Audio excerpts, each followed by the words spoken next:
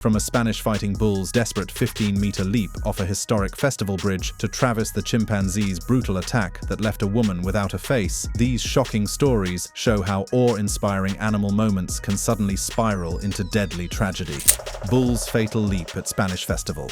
In the sun-drenched streets of Ontinyent, Spain, the annual Bou de la Peñas festival was reaching its climax on April 29, 2023. Vicioso, a massive 580-kilogram fighting bull from the Hermanos Cali de Moixent livestock farm, was selected for this particular run. The centuries-old tradition of bow en corda had spectators cheering as bulls charged through narrow streets while controlled by ropes. As Vicioso thundered down Camí dels Carros toward the historic center, disaster struck. The controlling rope either slipped or broke completely, allowing the bull to run freely without restraint. Panicked by the crowd noise and relentless pursuit, Vicioso accelerated toward the sharp curve near Pont Vell, an ancient stone bridge. In a moment of pure instinctual panic, Vicioso vaulted over the low historic parapet, not realizing the precipitous 15-meter drop to the dry riverbed below. The impact was catastrophic. Multiple broken legs, severe internal trauma, and spinal injuries left the bull writhing in agony. On-site veterinarians quickly assessed that the injuries were irreparable, and euthanasia was performed immediately via lethal injection. The incident sparked fierce backlash from animal rights activists who filed formal complaints citing preventable welfare violations and inadequate safety barriers. While such dangerous animal encounters have long been part of Spanish tradition, the horrific spectacle of Vicioso's fatal leap forced many to question whether the thrills were worth the cost. While Spanish festivals continued to grapple with animal welfare concerns thousands of miles away in America's pristine wilderness, another dangerous encounter between humans and wildlife was about to unfold with equally devastating consequences.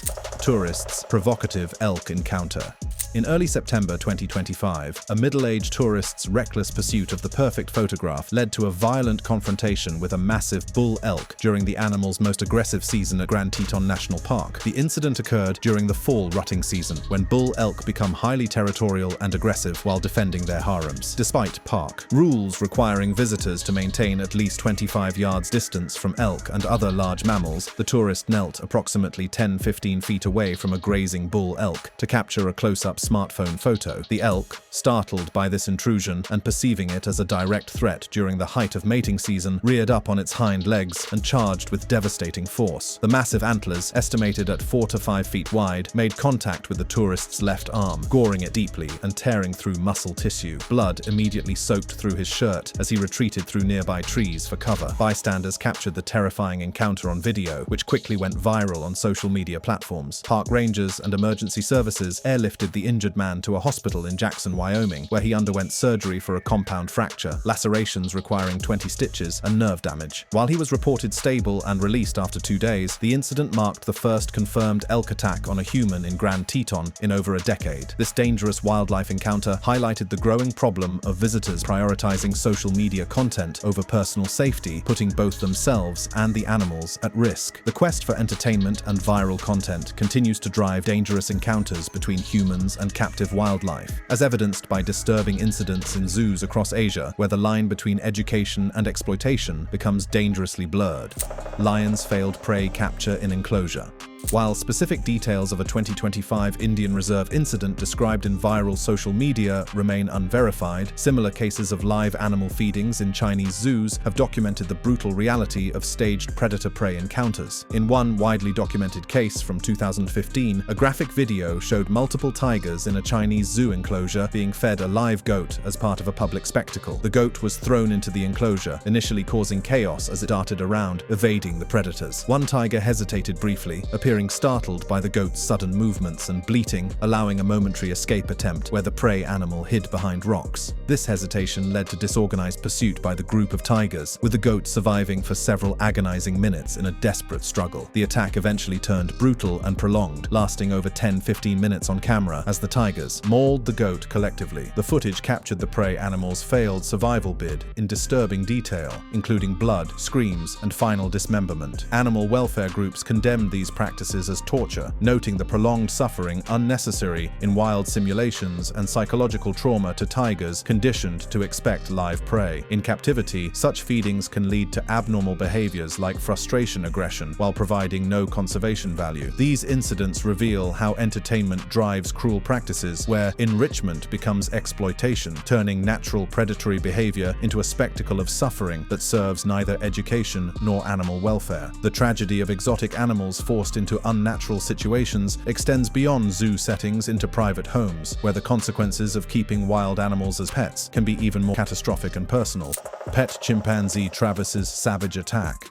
The tragic story of Travis the chimpanzee represents one of the most horrifying examples of exotic pet ownership gone catastrophically wrong. On February 16, 2009, in Stamford, Connecticut, Travis, a 200-pound chimpanzee who had lived as a surrogate child in the Herald household, brutally attacked family friend Charla Nash in a savage 10-minute assault. Travis had been raised from infancy by Sandra and Jerome Herald, sleeping in their bed, eating at their table, and even appearing in commercials. By age 14, the chimp had become a local celebrity, but his behavior had grown increasingly unpredictable. On the day of the attack, Sandra had given Travis tea laced with Xanax to calm his unusual agitation. When Nash arrived to help retrieve Travis after he had escaped outside, the chimpanzee launched into a frenzied assault. He tackled Nash to the ground, ripping off her face, hands, and parts of her scalp, tearing away her eyelids, nose, lips, and gouging out her eyes. The attack was so brutal that first responders initially couldn't determine Nash's gender. Sandra Herald attempted to intervene, beating Travis with a shovel and stabbing him with a butcher knife before calling 911, screaming, "He's killing my friend! He's eating her!" Police officer Frank Chiafari arrived and shot Travis multiple times, ending the nightmare. Nash survived but lost her eyes, nose, lips, most fingers, and significant facial tissue, requiring over 7 hours of emergency surgery. She later received one of the first full-face transplants in the US, describing it as bringing her life back. The incident sparked nationwide debates about exotic pet ownership and led to stricter regulations on keeping dangerous animals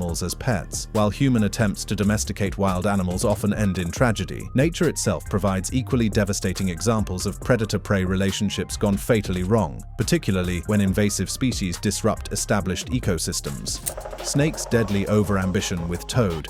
Nature's delicate balance between predator and prey can sometimes backfire spectacularly, as demonstrated by a viral 2025 video from Australia's outback showing a python's fatal encounter with a seemingly harmless prey. The footage captured a carpet python attempting to swallow a large cane toad, only to succumb mid-swallow due to the amphibian's potent toxins. Cane toads, originally introduced to Australia in 1935 to control sugarcane pests, have become one of the country's most destructive invasive species. These amphibians possess powerful defensive toxins produced in parotid glands behind their eyes, which release bufadienolides, cardiotoxic steroids that disrupt heart function in predators unadapted to them. The video shows the python beginning to engulf the toad head first, in typical swallowing behavior, but as toxins entered the snake's bloodstream through mucous membranes, violent convulsions began. The snake's body writhed uncontrollably as the toad's skin secretions took effect, highlighting the amphibian's remarkable passive defense mechanism. Carpet pythons, common non-venomous constrictors in Australian outback regions, lack resistance to bufadienolides, and ingestion leads to rapid toxin absorption. Symptoms include convulsions, paralysis, and cardiac arrest, often within minutes of contact. Scientific studies confirm that native Australian predators suffer 80–100% mortality from toad encounters. The python died with the toad partially engulfed, its jaws locked in a fatal embrace that perfectly illustrates how invasive species can turn natural predatory instincts into deadly traps. This incident exemplifies the ongoing ecological disaster caused by introduced species disrupting established food webs. From natural predators meeting their match in the wild, we turn to captive predators whose instincts proved equally deadly when directed toward their human caretakers in what was supposed to be a controlled environment.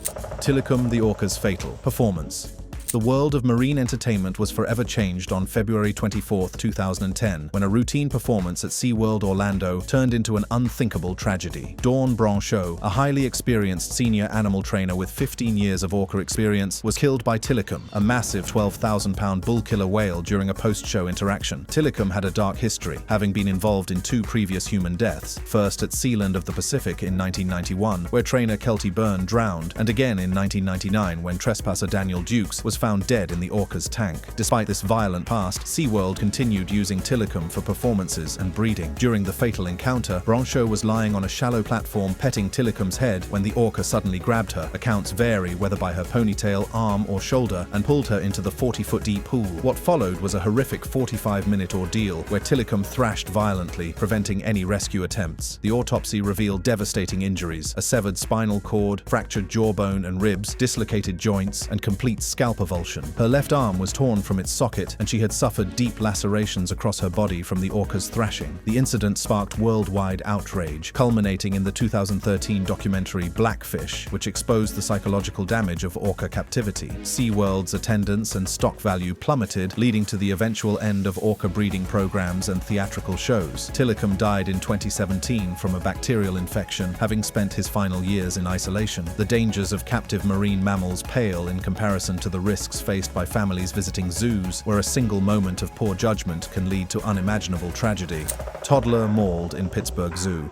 One of the most heartbreaking wildlife tragedies occurred on November 4, 2012, at Pittsburgh Zoo, when 2-year-old Maddox Durkosh fell into the African painted dog exhibit during a family visit. Despite warning signs prohibiting climbing on railings, Elizabeth Durkosh lifted her son onto the observation deck's railing to give him a better view of the animals below. African painted dogs are highly social, hypercarnivorous canids with pack hunting success rates of 80–85%, far higher than lions or cheetahs due to coordinated attacks where multiple dogs overwhelm prey. When Maddox slipped from his mother's grasp, he fell approximately 14 feet past a safety net designed for small debris and landed directly among 11 of these endangered predators. The pack immediately swarmed the child in a frenzied attack lasting under 15 minutes, inflicting multiple bites in their instinctual response to an intruder. Zookeepers responded within seconds, using pepper spray and attempting to lure 7 dogs away with food distractions. When these efforts failed, a Pittsburgh police officer shot and killed the most aggressive dog at point-blank range. The medical examiner's autopsy confirmed that Maddox died from exsanguination due to over 50 distinct bite wounds across his body. The tragedy prompted a wrongful death lawsuit that settled out of court in 2014 for an undisclosed amount. The incident led to enhanced safety protocols at zoos nationwide and highlighted the inherent dangers of wild animal exhibits, even for endangered species whose conservation depends on public education and support. Moving from public zoo tragedies to private homes, the exotic pet trade has claimed numerous innocent lives, with large constrictors posing particular risks to children due to their size and hunting methods. Burmese python escapes. The exotic pet trade claimed another innocent life on July 1, 2009, when 2-year-old Shayana Hare was killed by her family's pet Burmese python in Oxford, Florida. The albino python named Gypsy, measuring 8 to 12 feet long and weighing only 13 pounds due to being underfed for a month, escaped its inadequately secured terrarium for the second time that day. The snake's enclosure was secured only with a lightweight quilt as a lid rather than proper locks or weighted covers. This fatal design flaw allowed the hungry snake to push off the inadequate covering and slither through the family's mobile home to Shayuna's bedroom, where she was sleeping alone in her crib. Burmese pythons kill by constriction, squeezing their prey to suffocate them after striking with initial bites. The underweight python, driven by hunger after prolonged underfeeding, coiled around the sleeping child and bit her head and face before fully constricting her small body. The attack went unnoticed until morning, when Charles Darnell discovered the python wrapped around Shayuna's lifeless form in her crib. An autopsy confirmed death by asphyxiation due to constriction, with the child's chest crushed, ribs broken, and bite marks covering her head and face. Both the child's mother, Jaren Hare, and her boyfriend Darnell were convicted on charges including third-degree murder and sentenced to 12 years in prison. This preventable tragedy sparked renewed calls for stricter exotic pet regulations and highlighted the deadly risks of keeping large constrictors in homes with children. Sometimes, even well-intentioned human interventions to help wildlife can backfire dramatically, as demonstrated by rescue efforts in one of the world's most remote and bear-populated regions. Bear cubs' ungrateful rescue chase.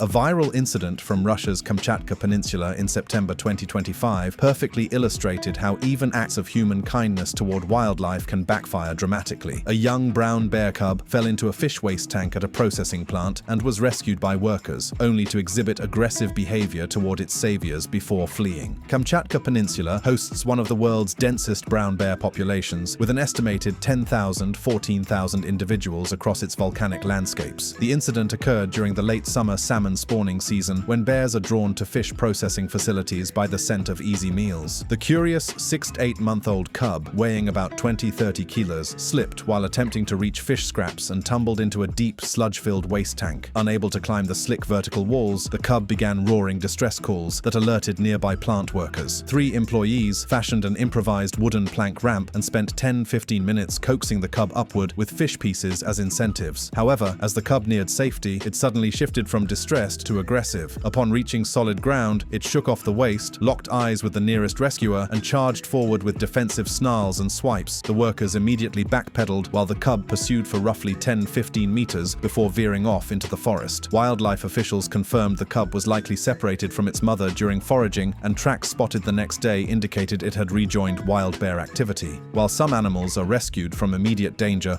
only to reject their saviors, others face much slower, more tragic fates when their natural instincts lead them into inescapable traps.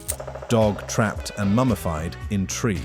One of the most poignant wildlife preservation stories began as a hunting tragedy in the early 1960s and was discovered 20 years later as an accidental monument to determination. In 1980, loggers from Georgia Craft Corporation discovered the remarkably preserved mummified remains of a hunting dog known as Stucky, wedged 28 feet up inside a chestnut oak tree near the Alabama-Georgia border. Stucky was a working coonhound that had chased a raccoon into the hollow trunk during a hunt in the early 1960s. The tree's interior formed a natural chimney, widening at the bottom, but narrowing higher up. Driven by hunting instinct, the dog climbed about 28 feet before becoming trapped headfirst when the passage constricted, unable to turn around or back out. The chestnut oak's unique properties created ideal conditions for natural mummification through tannins, natural preservatives that dehydrated tissues and inhibited bacterial growth. The hollow trunk acted like a flue, with air currents drawing moisture upward and creating a dry, ventilated environment that rapidly evaporated fluids. The logging crew donated the 7-foot log section containing Stucky to the Southern Forest World Museum in Waycross, Georgia, where it has been displayed since 1981. In 2017, the dog's identity was solved when local hunter Roger Prater recognized Stucky as belonging to his cousin Keith Robinson, a coon hunter who lost a dog during an early 1960s hunt in the same area. Stucky's story transforms a hunting accident into a testament to canine determination, preserved by nature's own chemistry in what has become a beloved roadside attraction teaching visitors about forestry, hunting traditions, and natural preservation processes. Urban environments present their own unique challenges for wildlife, where concrete jungles replace natural escape routes and domestic animals can pose unexpected threats to wild species. Cats' desperate escape from dog pack. Urban wildlife faces unique challenges, as dramatically illustrated by a viral 2025 video featuring Dao Juan, a tabby cat who found himself cornered by a pack of barking dogs in a desperate fight for survival. The footage, which exploded across social media platforms in February and March 2025, depicts a classic predator-prey chase with real stakes. The approximately 60-second video shows Dujuan sprinting at full speed through a narrow urban alleyway, his tabby fur fluffed up in terror as at least 4 to 5 mixed-breed dogs give chase. The dog's behavior suggested territorial instinct rather than organized hunting, as urban stray dogs often form loose packs to patrol neighborhoods and react aggressively to intruding cats. Dujuan reached a dead end against a tall chain-link fence, with the dogs forming a semicircle and barking incessantly to prevent any ground-level escape. In a burst of adrenaline-fueled agility, the cat launched himself at the fence, using his sharp claws to scramble upward about 4 to 5 feet in seconds, his body twisting mid-climb to evade snapping jaws below. Disaster struck midway up when Dujuan's grip failed, causing him to slip dramatically and tumble backward while clawing frantically to regain hold. The fall of about 3 to 4 feet resulted in an awkward landing that visibly injured his right hind leg, which twisted unnaturally on impact. Despite the injury, survival instinct kicked in as Dujuan bolted through a gap in the pack, limping visibly on 3 legs as he disappeared around a corner. The video's caption stressed that Dujuan required immediate veterinary care following the incident, highlighting the harsh realities faced by urban cats, where fences replace trees and concrete replaces natural escape routes. In the wild, even successful predators can face insurmountable challenges when injury and age combine with the harsh realities of survival in territories where humans and wildlife intersect. Bobcat's heroic hunt on 3 legs. The American Southwest witnessed a poignant demonstration of wildlife resilience in April 2021 when conservation biologist Dr. Imogen Cancelar documented an elderly male bobcat's tragic final hunt. The severely compromised predator, missing one leg from a presumed gunshot wound and suffering from advanced starvation, made one last desperate attempt to survive. Bobcats are medium-sized felids that thrive across the Southwest's diverse habitats, primarily hunting small mammals like rabbits, rodents, and prairie dogs through ambush tactics. However, this particular male showed clear signs of human-wildlife conflict damage, a mangled leg consistent with rancher shootings, as livestock protectors often view bobcats as threats despite their minimal impact on cattle or sheep. The three-legged bobcat demonstrated remarkable predatory instinct, stalking a prairie dog using a low, creeping approach across open terrain where visibility was high but cover limited. Despite the asymmetry from his missing limb making the stalk more energy-intensive, the bobcat successfully pounced and killed the prairie dog, a small but nutritionally vital prey weighing 1.3 pounds. The sequence from stalk to kill shows the raw intensity of the predator's focused determination. However, the triumph was tragically short-lived as the bobcat collapsed immediately after the kill and partial consumption. The combination of severe exhaustion, apparent infection from the untreated gunshot wound, and advanced starvation proved fatal. The animal died alone shortly after, without intervention, as wildlife protocols prioritize non-interference to avoid habituating animals to humans. While wild predators struggle for survival in harsh natural conditions, domestic animals bred for protection can demonstrate extraordinary courage when defending their charges, sometimes at great personal cost. Casper the dog's coyote defense battle.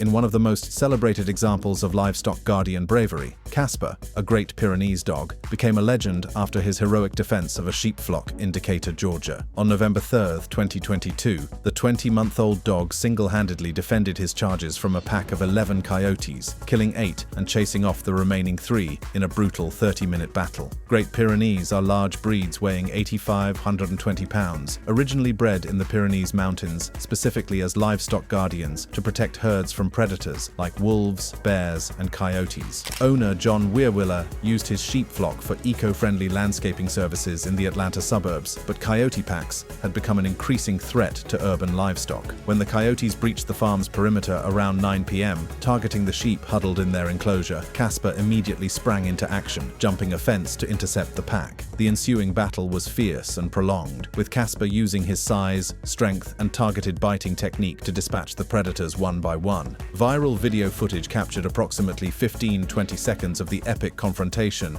showing Casper leaping over fencing and engaging multiple coyotes simultaneously. However, the victory came at a severe cost. Exhausted and wounded, Casper vanished for 2 days before returning in critical condition with deep puncture wounds, a torn ear, and a mangled tail requiring amputation. After 17 days at emergency veterinary care costing $15,000, $20,000, fully covered by a successful GoFundMe campaign, Casper recovered. He won the American Farm Bureau Federation's People's Choice Pup Award in 2024, becoming an ambassador for livestock guardian dogs while enjoying a well-deserved retirement. From domestic animals protecting their charges, we turn to wild animals whose extraordinary sensory abilities can serve as early warning systems during natural disasters. Though even these remarkable capabilities have their tragic limitations. Elephant stampede. One of nature's most remarkable early warning systems was demonstrated during the devastating 2004 Indian Ocean tsunami, when elephants across affected regions displayed extraordinary sensory abilities that saved most herds while revealing tragic limitations for vulnerable young. In Sri Lanka's Yala National Park, elephant herds were observed moving en masse away from the coast approximately an hour before the waves hit. The December 26, 2004 earthquake off Sumatra generated massive infrasonic waves and ground vibrations that elephants likely detected through their acute sensory abilities. Elephants can perceive infrasound, low-frequency sound waves below 20 Hz, through vocalizations and feet that act as seismic sensors via bone conduction. Research indicates elephants probably heard the unusual sound of long-transmitted breaking waves from Sumatra's coast, combined with local cues like unusual sea recession. Wildlife officials in Sri Lanka reported finding virtually no animal carcasses in tsunami-affected zones, despite large populations of elephants, buffalo, and deer. Eyewitnesses described elephants trumpeting loudly and heading uphill, with 3 elephants specifically observed running from Patanangala beach toward higher ground approximately an hour before impact. However, the coordinated migration was not without casualties, particularly among young calves who lagged behind during the rapid inland flight. The panic-induced stampede led to chaos, where slower calves were sometimes separated from their mothers, leading to trampling incidents or exposure to the advancing waves. Wildlife surveys noted minor elephant injuries post-tsunami, including trampling wounds consistent with herd panic, and some calves that fell behind were swept away by the surging waters. World Animal Protection's post-tsunami surveys treated over 117,000 affected animals, including injured elephant calves from stranding and separation during evacuations. While overall elephant survival rates were remarkably high compared to human casualties, the incident underscored how even instinctual early warning systems can fail the most vulnerable herd members. During chaotic mass evacuations, human encounters with venomous wildlife often result from misidentification or poor judgment, as demonstrated by a kayaking incident where what appeared to be wildlife observation turned into a medical emergency. Rattlesnake bite on kayaker.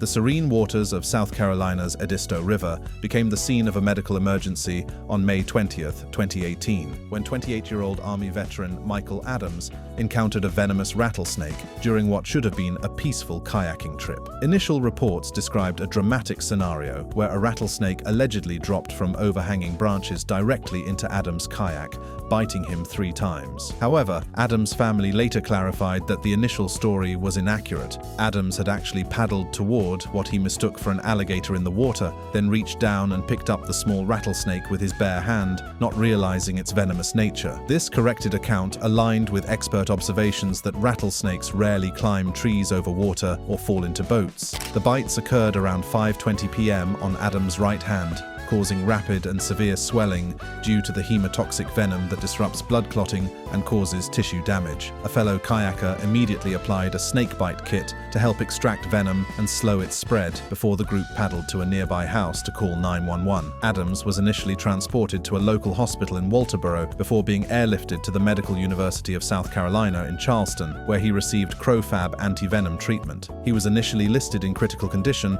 but improved quickly after anti-venom administration, moving to good condition within 2 days. The incident highlighted both the dangers of handling unknown wildlife and the effectiveness of prompt medical intervention, while also demonstrating how initial dramatic reports can become distorted during emergency situations. Our final story takes us back over half a century to one of the most absurd examples of human attempts to solve a natural problem, resulting in a spectacle that became legendary for all the wrong reasons.